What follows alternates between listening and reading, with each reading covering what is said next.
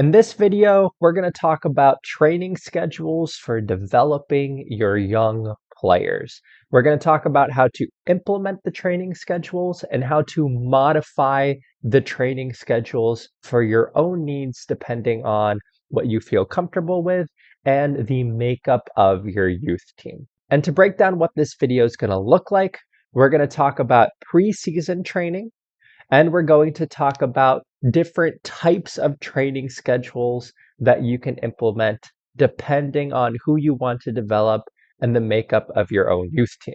And I've spent some time developing and experimenting with these training schedules, and these are the training schedules that I found to be most effective in FM24.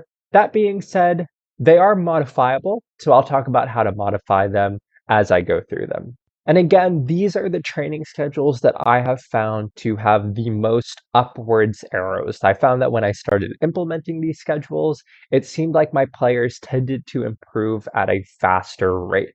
So just to go through some of my youth team players, Moses Asai here, really great physicals, but improving those mentals and technicals as well. We have Jay Robinson, who's improving at a massive rate. Max Fry, who has improved amazingly well. I actually didn't realize he was improving this well.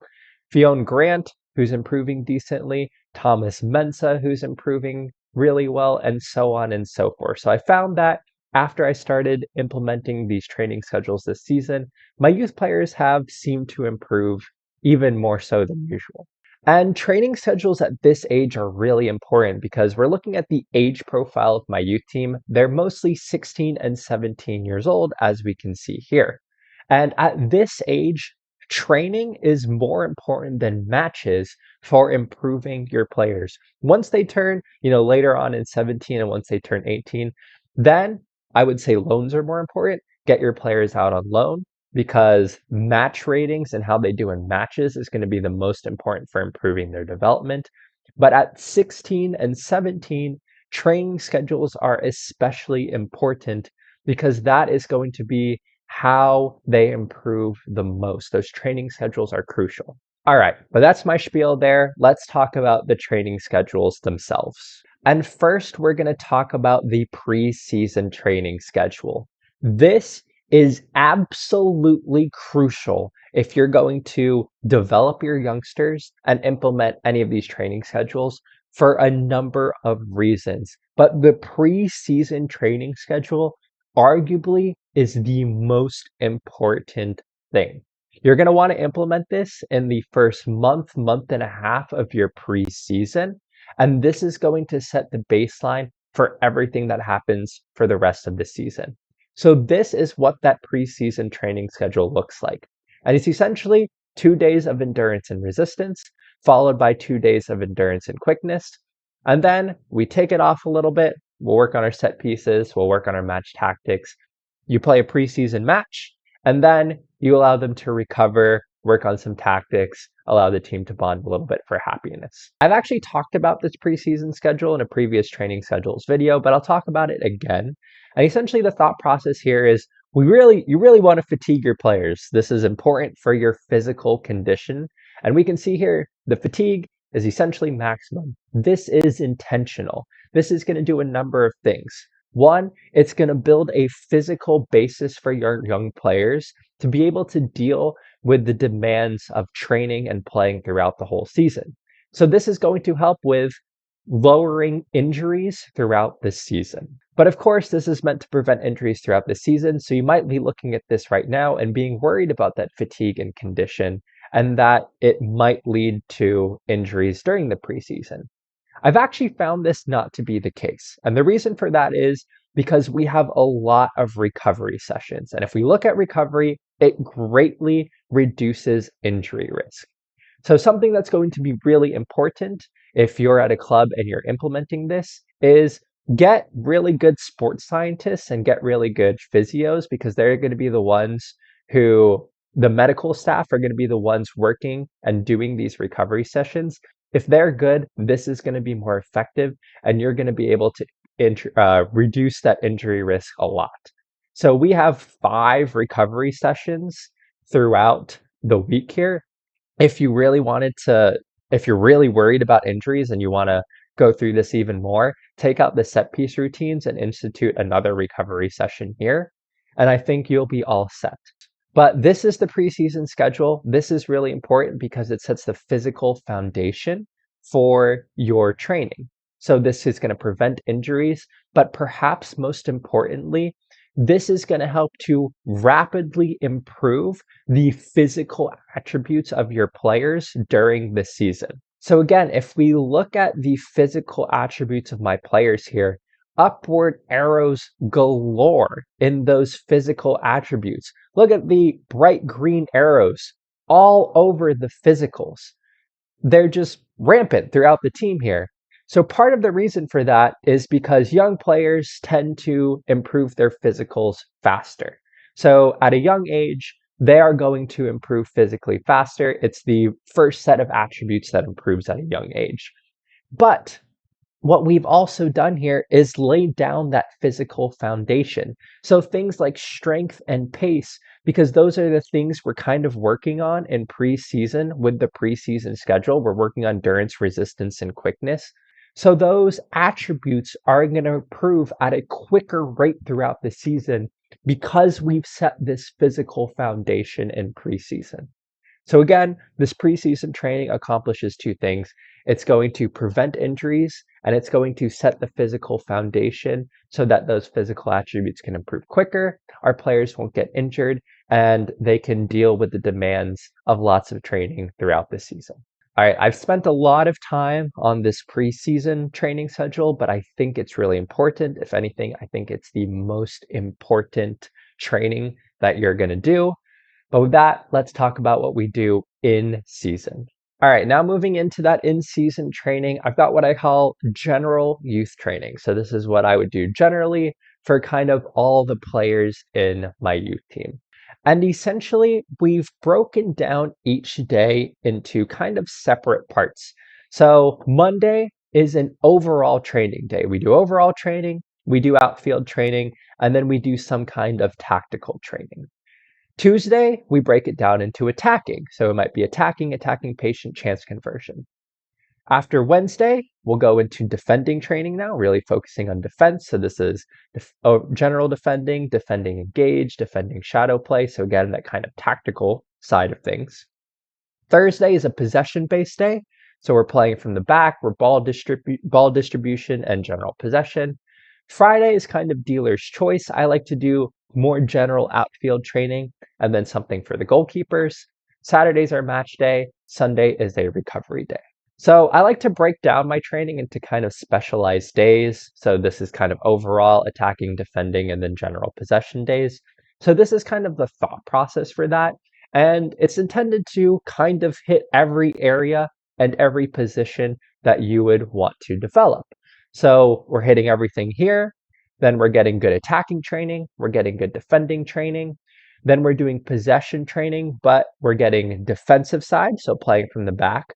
We're getting midfielders and forwards with the ball distribution. And then we're hitting everyone with the general possession training. Friday, again, dealer's choice, goalkeepers, and then kind of everyone. And then Sunday, we have kind of the match recovery. And I found this training to be generally effective for kind of the entire youth team because we're hitting everything. Now, there are a couple of things that you want to think about when implementing this training schedule. First, you don't want all of these bars to be bright green, so you want them to be generally kind of staggered. So on Monday, we're really far away from the match day. We can really work the team here. On Tuesday, now we're focusing on attacking. So goalkeepers and defenders aren't going to be working as hard as the attackers. But that means on the next day, we want to flip that. So we want to make sure the attackers don't have, high intensity training. We're going more towards the defenders and goalkeepers. Thursday, we're working on a little bit of everyone. So again, those bars are high, but on Friday, we're really reducing it right before the match day. And on Sunday, it's really reduced. So the intention of that is that we're not super fatiguing the players, we're not reducing their condition a lot, and we're not seriously leading to a higher injury risk. In general, I have found this to not lead to a lot of injuries. What I found is that my young players can handle more than I thought they could. And as a result, I've generally been able to implement this without getting a lot of long-term or even short-term injuries. That being said, because I got this a lot on my last training schedules video, people can be really worried about their players being injured, and that's fine. If you are worried about your players being injured, what I would recommend doing is take out attacking shadow play, go to extra or go to physical, and you can make this rest. Or what I would recommend is change this to recovery. Defensive shadow play here, go to physical, change this to recovery. And if you don't have a goalkeeper that you really care about developing, change this to recovery as well. And if you do that, see how much that injury risk has gone down. I mean, that injury risk is really not that bad compared to most training schedules now.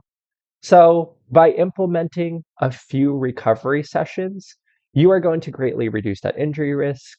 And in general, I find your players just aren't going to get injured that often unless you have players that have high injury proneness. So this is my general view schedule. If you like it, feel free to copy it. I think it works just fine. And I found for it to be the most effective training schedule that I've developed so far for being able to develop those players in your U18 squad who you want to develop. That being said, that is a general youth schedule. But when I'm looking at my young players, I want to optimize their training. So with Southampton here, I'm very fortunate. I've got a number of players here that have high potential. So a number of players here from a number of different positions that have potential. That being said, this isn't the case at all clubs. Southampton has a really good youth academy, really good youth coaching. But when I was in the lower leagues with like Dulwich Hamlet and I was going up the leagues, I wouldn't get 4 or 5 good youth prospects. I would get one youth prospect who was really good. So when I had my under 18 squad, look at these players down here. I don't care about developing these players. They're here because I want to fill up my youth team to get better training ratings. But these players down here, honestly, don't really care about them. The players that I want to develop are the ones with high potential. So if you're looking at a general youth training schedule, that's great. But let's say I had a really amazing striker who I wanted to develop. So maybe Scott Burns was the only player I wanted to develop. Or I had a really great defender. So maybe a Canola Matthews here was the only player I wanted to develop because he was the only one with really high potential in my youth team. What I recommend then is tailor your training schedules to that one player. You don't need to develop the rest of them. They're not going to make it into your first team. They're not going to be sold for a lot of money. Develop your one youth player. So in that case, alter the training schedules for that player. And with that in mind, I've also created not just general youth schedules, but also attacking youth schedules and defending youth schedules. And in this sense, we're creating schedules specifically to develop those players. So if I have a really great center back, and he's really the only player I really want to develop in my youth team, here, this is a great defending youth schedule. So we have our overall and outfield training, we have our overall days again, but then we have days our training specific to help them improve as a center back and to help improve the defensive attributes that we really want to improve. So we're including more defending engaged, ground defense, defending disengaged. Our possession, our technical type training is specifically tailored to playing from the back or ball retention if we want to develop a ball playing center back. For defenders, I think set piece routines is fantastic because we get that heading, marking, anticipation, concentration, all things that you need. So if you have a defender that you want to develop, we've tailored this training schedule for defense. Similarly, if you have an attacking player, then we've tailored this one for attack. There's a lot more technical training because those attributes develop slower, but I think they're more important for attacking players. And we have some attacking specific training as well. Now, the only thing I'm going to say about these training schedules is mix them in with some general training. Don't do this every week. So if you have an attacking player you want to develop, this now is really fatiguing for an attacking player. So do the attacking one week and then mix it up with the general the next week. That way, you're not solely focusing on just attacking players, because then you might really be increasing the injury risk. So mix it in with your general training. That way, you're balancing being able to develop them well, but also managing their condition and injury risk. And the final note that I have here is every once in a while, throw in a physical week, because again, physicals are really important in Football Manager. They're like the most important attributes, so you want to develop those. But also, they develop quickest when they're young, so take advantage of that. So throw in a physical week where you do some endurance training, you do some resistance, and you do some quickness training. You could even just do quickness or resistance training if you wanted to. So throw in some physicals, throw in some recovery sessions, make the next day after that like really chill. Make sure these bars are not bright green, make sure they're light green. And then you can also develop their physical attributes in addition with the rest of their attributes. And this is going to help your players, especially your young players, really develop throughout the season. So for me, this is what a general month of training might look like. So here I've got some kind of general youth training. I've also implemented some attacking youth training and defending youth training, but for the most part, it's pretty general.